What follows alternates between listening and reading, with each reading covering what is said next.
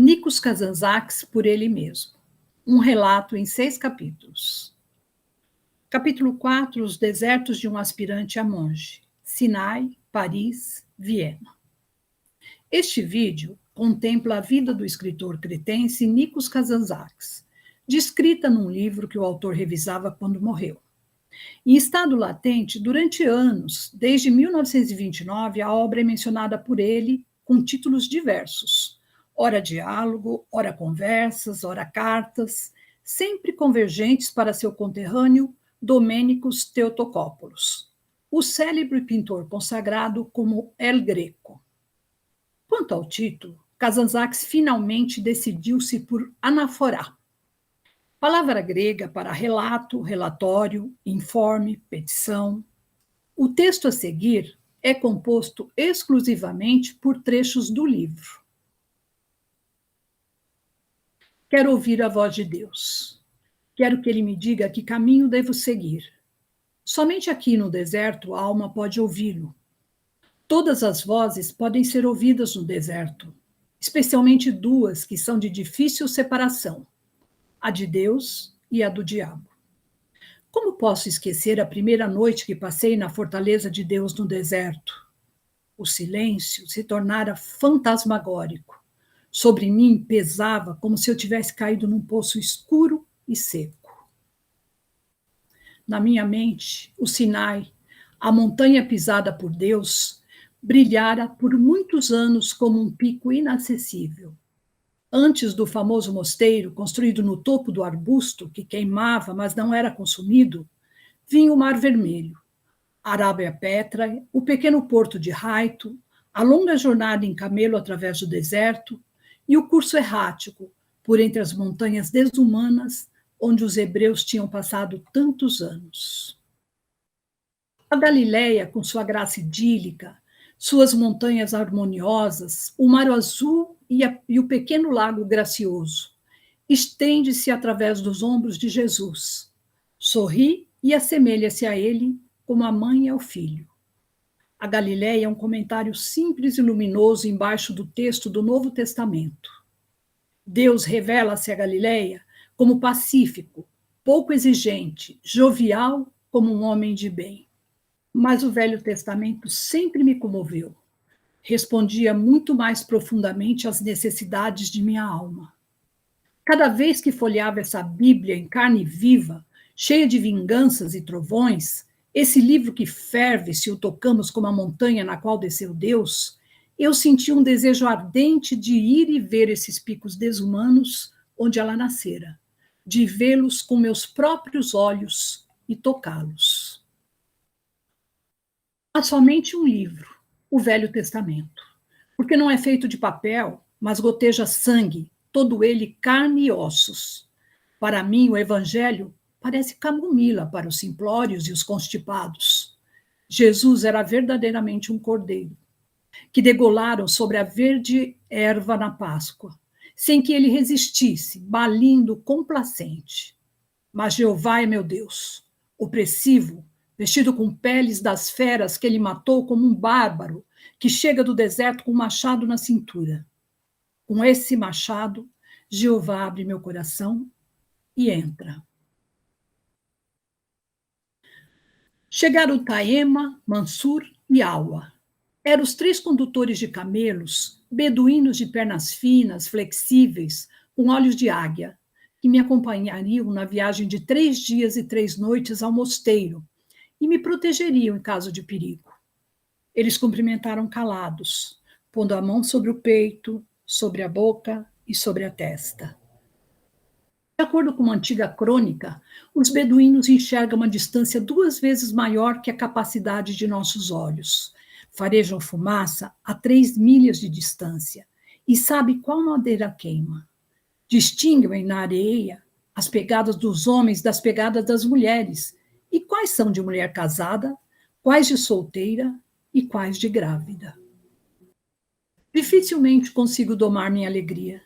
Encontro-me entre as montanhas bíblicas e nos altos planaltos do Velho Testamento. Ao leste, a montanha do conhecimento, em que Moisés tinha pregado a serpente de bronze. A oeste fica a cordilheira do Sinai. o santo cume em que Deus tinha falado a Moisés. Mais além, Santa Catarina. O jardim do mosteiro brilhava no meio do sol e da neve. Lentamente, com ritmo, como a respiração de Deus, vinha o perfume das amendoeiras floridas e deleitava as narinas e a mente. Como tinha podido a fortaleza monacal resistir a essas encantadoras rajadas primaveris do vento?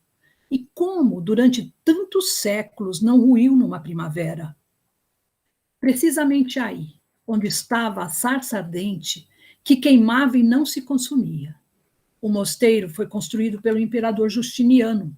Ele enviou 200 famílias do Ponto e do Egito para se estabelecerem perto do mosteiro, para serem seus escravos, para o servirem e para defendê-lo. Passou um século, veio Maomé e passou pelo Monte Sinai. Os monges receberam-no com grandes honras. Maomé regozijou-se e concedeu ao mosteiro grandes privilégios, escritos com letras cúficas em pele de um cabrito montês. Marcava-os como timbres com a palma de sua mão. Não sabia, na verdade, escrever. Acima de tudo, o que mais me encantava e me dava coragem era que o homem que havia em Cristo partiu com desvarada esperança para chegar a Deus, para unir-se com ele e se tornarem indissoluvelmente um. Não existe outro caminho para se chegar a Deus. Seguir as pegadas de Cristo, transubstanciar o homem dentro de si, para que se torne espírito, para que se una com Deus. Essa essência dupla de Cristo foi para mim sempre um mistério profundo e insondável. O desejo ardente, tão humano, tão sobre-humano de chegar o homem até Deus, ou mais exatamente, de voltar o homem a Deus, identificar-se com ele. Não deixe jamais de lutar com Deus, mas não creia que para lutar com ele com mais segurança é preciso arrancar as raízes tenebrosas do seu interior, os instintos. Vê uma mulher e o medo domina. É a tentação. Para trás, Satanás. Sim, é a tentação, mas para vencê-la só há um meio: abraçá-la, saboreá-la, ter repugnância a ela, para que não mais o tente. A misericórdia de Cristo se ampliará, abraçará e santificará a alma e o corpo. Ele verá e proclamará que eles não são inimigos, mas colaboradores. Enquanto agora, o que acontece? Nós nos vendemos ao diabo e ele nos impele a negar a alma. Nós nos vendemos a Deus e ele nos impele a negar o corpo. Quando o coração de Cristo vai ampliar-se ainda mais para compadecer-se não só da alma, mas também do corpo, e para conciliar essas duas feras? As palavras do abade Joaquim eram como um copo de água fresca, e eu tinha sede. Juntei minhas coisas, fiz com elas uma trouxa que pus nas costas, abri a porta. Eu estava cansado. A insaciabilidade da juventude é opressiva. Não tem a condescendência de reconhecer os limites do homem. Eu tinha lutado para alcançar esses limites, mas estava cansado de lutar. Retornei à terra-pátria para defrontar com nossas montanhas, para ver nossos velhos chefes guerreiros com seus barretes inclinados, com seu riso largo, para ouvir falar novamente de liberdade e guerras, para pisar na terra paterna e retomar força. Era essa a segunda vez que minha tentativa de atingir a santidade falhara. A primeira foi na minha infância, quando descia ao Porto Correndo e pedia a um capitão que me levasse ao Monte Athos para que eu pudesse ser um monge. O capitão caiu na gargalhada.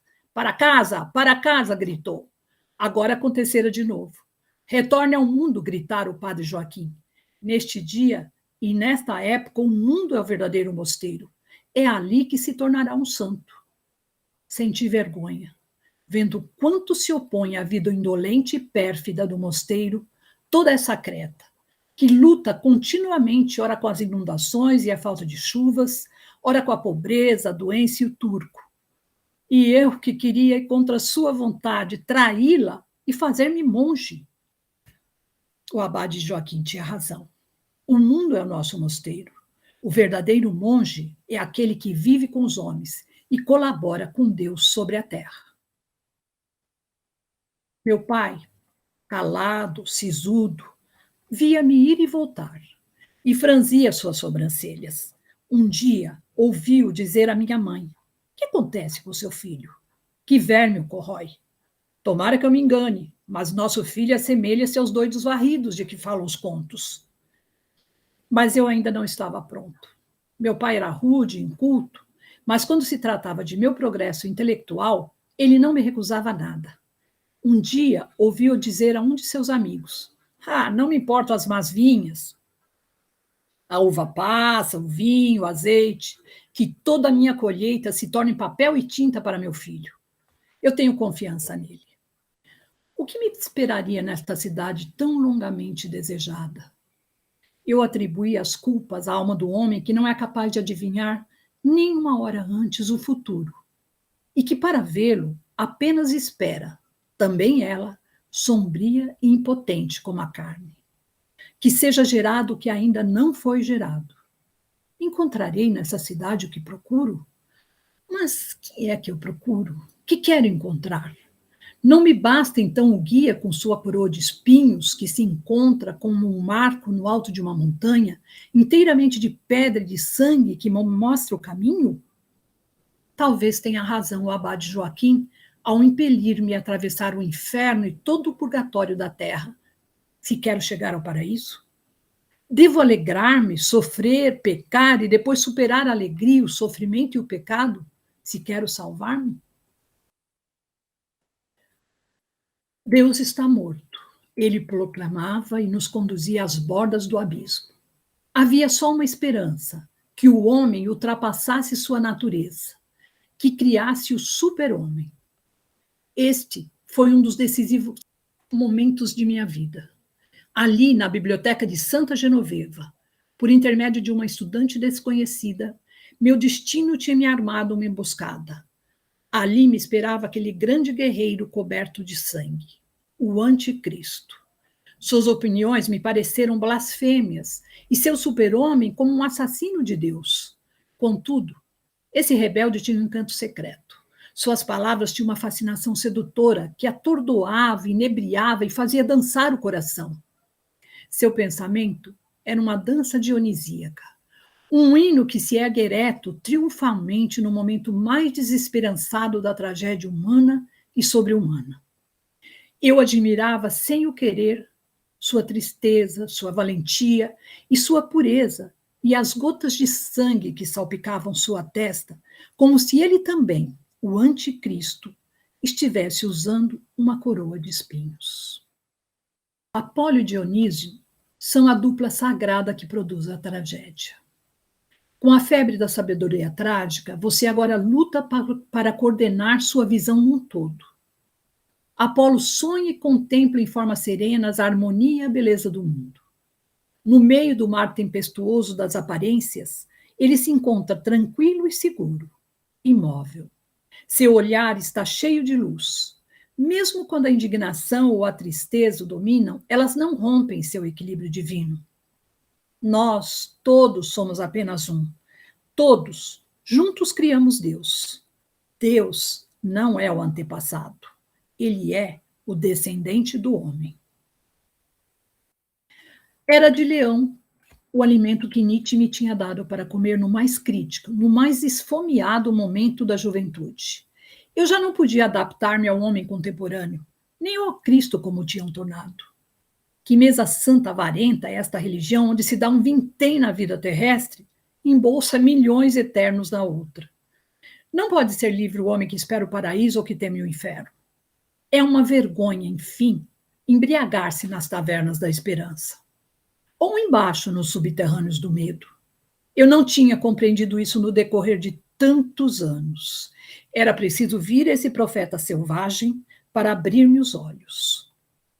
Eu partia de Paris e meu coração tinha perdido sua segurança e serenidade. Eu que tinha ouvido o grito agudo de um falcão selvagem. Nietzsche ensinou-me a desconfiar de toda teoria otimista. Eu sabia que o coração feminino do homem tem sempre necessidade de consolação e que a mente, sofista finória, está sempre pronta a oferecer. Toda religião que promete ao homem O que ele deseja começou a me parecer um refúgio para os medrosos. O caminho de Cristo é aquele que leva à libertação do homem. Sua mente se desequilibrou. Devotou-se mais uma vez aos seus poemas dionisíacos. A escuridão rapidamente encobriu sua mente. A escuridão durou 11 anos até a sua morte. Jamais, mesmo quando eu ainda era criança e lia a vida dos santos, jamais tinha vivido a vida de um santo tão intensamente. E quando terminou minha peregrinação ao Novo Gólgota e voltei a Paris, creio que meu coração, o coração mais do que a mente, tinha mudado. Eu tinha vivido tanta angústia desse grande mártir ateu, minhas antigas feridas tinham se reaberto a tal ponto, enquanto seguia seus rastros ensanguentados, que tive vergonha de minha vida bem organizada e covarde. A mais desesperançada fé pareceu-me, talvez não a mais verdadeira, mas a mais valorosa. E a esperança metafísica como um engodo em que um homem verdadeiro não aceita mordiscar. Qual é o mais difícil? Quer dizer, o mais digno do homem que não choraminga, não suplica, não mendiga? É isso que eu quero. Que Nietzsche, o assassino de Deus, seja abençoado. Foi ele que me deu coragem de dizer: é isso que eu quero. Eu partia. Meu coração perdera sua certeza e sua paz. Quem foi o asceta que disse: você se senta quieta e seu coração se aquieta, mas basta que ouça o canto da cotovia para que seu coração perca a paz interior? Eu deixava Paris. As feridas nas mãos, nos pés e no lado, todas as chagas da crucificação tinham se curado. Mas em seu lugar, em horríveis dores, estava minha alma, oscilando em mim toda em sangue e revolta. Meu corpo estava tão fatigado, minha alma achava-se em tensão tão exagerada, que eu tinha fechado meus olhos no vagão e não levantava nem mesmo as pálpebras para ver os países que eu atravessava. Quando cheguei a Viena, reuni todas as minhas forças para descer do trem, mas escorreguei. Bati num poste de ferro e caí inconsciente ao chão. Era maio, quando finalmente pude deixar a clínica e emergir à luz. Que agradável estar vivo, com 5 sentidos, as 5 portas através das quais penetra o mundo. Mas enquanto meu corpo se recheava e minha alma retomava as rédeas, toda essa alegria começou a me parecer extremamente oca e frívola. Dentro de mim, com crescente clareza, estava a voz severa, impiedosa do trágico profeta. Vergonha! É essa a mente sólida e leonina que lhe dei como alimento? Somente escravos e covardes têm esperanças. O mundo é uma armadilha de Satã, uma armadilha de Deus. Eu provocava, atormentava minha alma. Ela queria confundir-se com a carne. Não mais olhar como inimigo o corpo que a envolvia, mas reconciliar-se com ele para que os dois caminhassem juntos, de mãos dadas, e não se separassem senão sobre o túmulo. Havia um demônio dentro de mim. Um novo demônio. Buda. Dominemos a sede, extirpemos o desejo, esvaziemos nossas entranhas. Que se eleve a mente acima do desejo e da esperança. Então, ainda vivo, pode-se entrar na beatitude da inexistência. Durante muitos dias e semanas eu vivi mergulhado nessa minha nova aventura. Que abismo é o coração do homem! Será que a morte e a imortalidade eram idênticas? Piedade. Esse era o guia infalível da jornada budista. Por intermédio da piedade, nos liberamos de nossos corpos, derrubamos a divisão, fundimos com o nada. As 4 nobres verdades despertam na minha mente. Este mundo é uma rede na qual fomos apanhados. A morte não nos liberta, pois renasceremos. Eleve sua mente acima do desejo e da esperança. Com seu braço parará a roda do nascimento. Para solidificar a salvação perfeita com palavras, comecei a escrever um diálogo entre Buda e seu amado discípulo Ananda. Eu tinha pavimentado com as 24 letras do alfabeto o novo caminho que conduz à salvação. Eu saí, misturei-me na rua com uma onda de homens que corriam apressados. Chegando a um cinema, na extremidade estava uma tela brilhante, sobre a qual sombras ansiosas estavam beijando, matando, sendo mortas. Ao meu lado estava sentada uma jovem. Levantei-me para sair. A jovem também se levantou. Na saída, sorriu e começamos a conversa. Frida, fica comigo essa noite? E a moça, calmamente, não posso esta noite, não posso. Amanhã à noite. Fiquei aliviado. Tomei apressado o caminho para casa. Então, aconteceu-me uma coisa incrível. A alma do homem é nobilíssima, indestrutível, e guarda em seus braços um corpo que a cada dia apodrece. Minha alma tinha se enfurecido.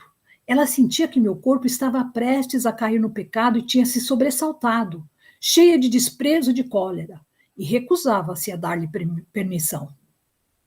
Meu sangue subia sem cessar e juntava-se em meu rosto. E pouco a pouco eu percebia que meus lábios, minhas faces, minha testa inchavam. Meus olhos tinham diminuído tanto que eles deviam ter se tornado duas fendas, e era com dificuldade que eu conseguia ver. Quando olhei no espelho, dei um grito de terror. Meu rosto inteiro estava inchado, eu estava horrivelmente deformado. Os olhos apenas apareciam entre massas transbordantes de carne vermelhíssima. Minha boca tinha se tornado um buraco pequenino. Uma máscara repugnante de carne estava colada em meu rosto. A pele tinha começado a romper-se e a escorrer um líquido branco avermelhado. Eu não era mais um homem, era um demônio. Não aguentei. Tinha lido algumas obras de psicanálise de William Steckel e fui procurá-lo. Contei-lhe que encontrei Frida e como tínhamos combinado um encontro. Ele me disse: enquanto você permanecer em Viena, esta máscara ficará colada em seu rosto. Sua doença é a doença dos ascetas. É muito rara em nossa época, porque hoje, que corpo obedece à sua alma? Como se apresentar a uma mulher com tal rosto repugnante? Que mulher seria capaz de tocar nele? Fiquei ainda um mês. A máscara não se desfazia. Cada dia continuava a enviar um telegrama a Frida. Não posso hoje, irei amanhã. Mas uma manhã eu me levantei decidido. Peguei minha mala, desci a escada, saí na rua, pus-me a caminho da estação. Enquanto eu prosseguia, sentia meu rosto aliviar-se. Meus olhos abriam-se, meus lábios desinchavam e comecei a assobiar como uma criança. Meu rosto estava completamente desinchado. Meus antigos traços tinham voltado. O demônio, enfim, tinha partido. Eu tinha voltado a ser um homem. A partir daquele dia, compreendi que a alma do homem é uma mola terrível e perigosa. Na terra e no céu não existe nada que se assemelhe tanto com Deus quanto a alma do homem.